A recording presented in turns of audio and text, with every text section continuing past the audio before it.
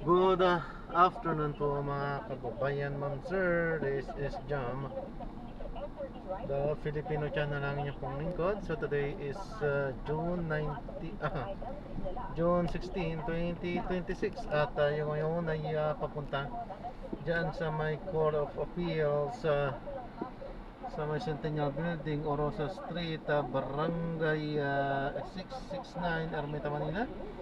At dadalhin po natin sa may Torre de Manila, sa may Taft Avenue po yan, Barangay 660, Ermita, Manila. Okay, so magbabalik po tayo mamaya konti.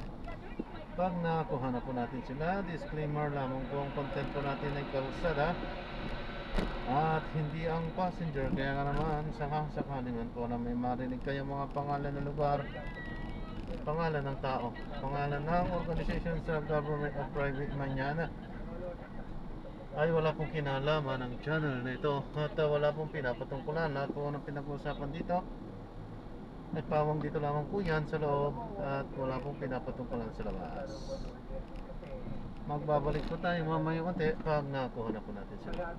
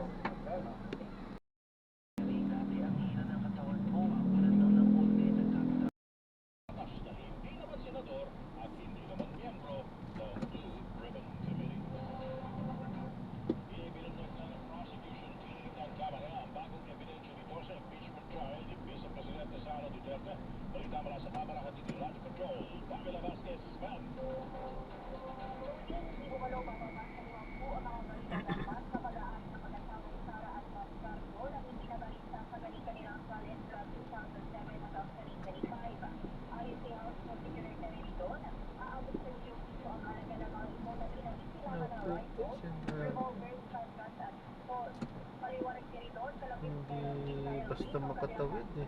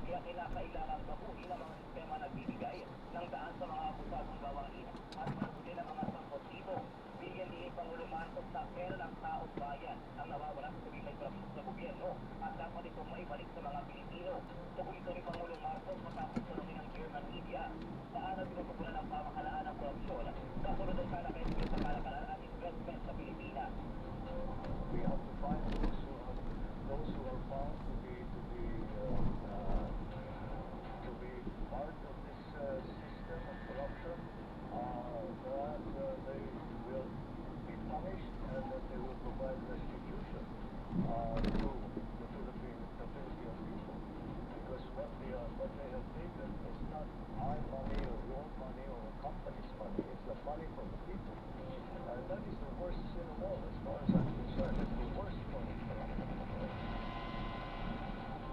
At yan ang balitang kumpirmado. Sigurado, ito ang Radyo Patrol.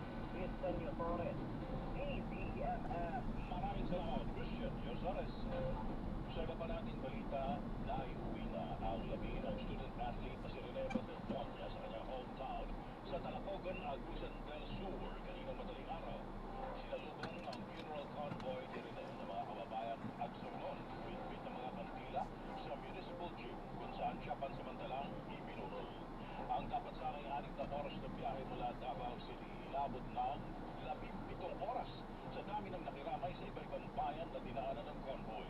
Nagsimula ang public viewing sa labi ni Rene kaninang 1:00 ng hapon habang itinakda naman sa June 24 ang libing ng basketballista.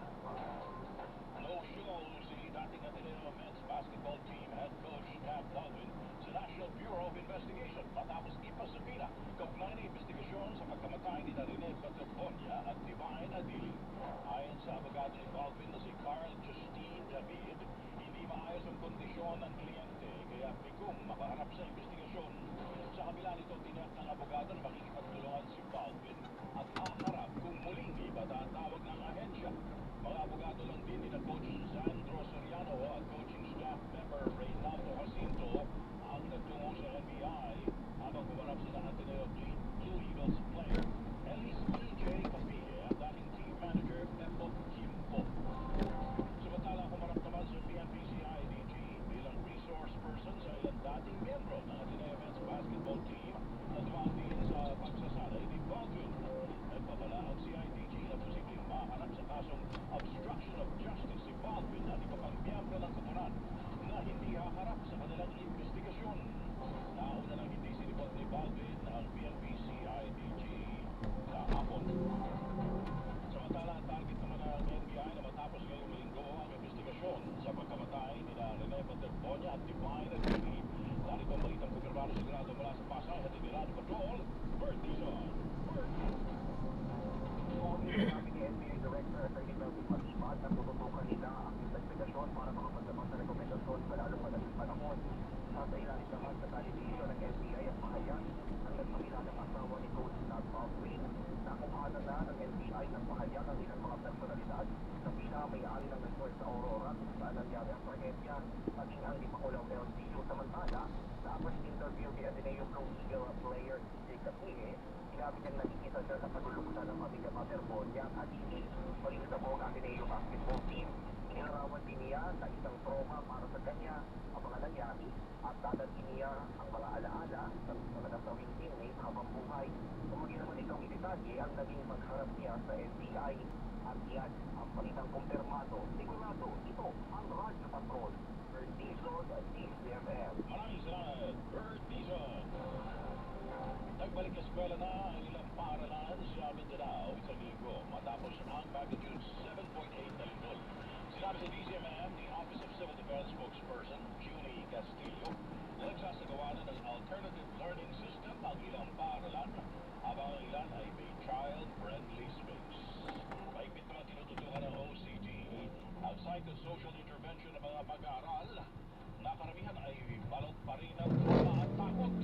Sa tala ng OCD hanggang kaninang umaga, umabot na sa 68 ang naiulat na namatay sa lindol. Sa Webes, ika-18 ng Hunyo, magsasagawa ang OCD ng second quarter lindol.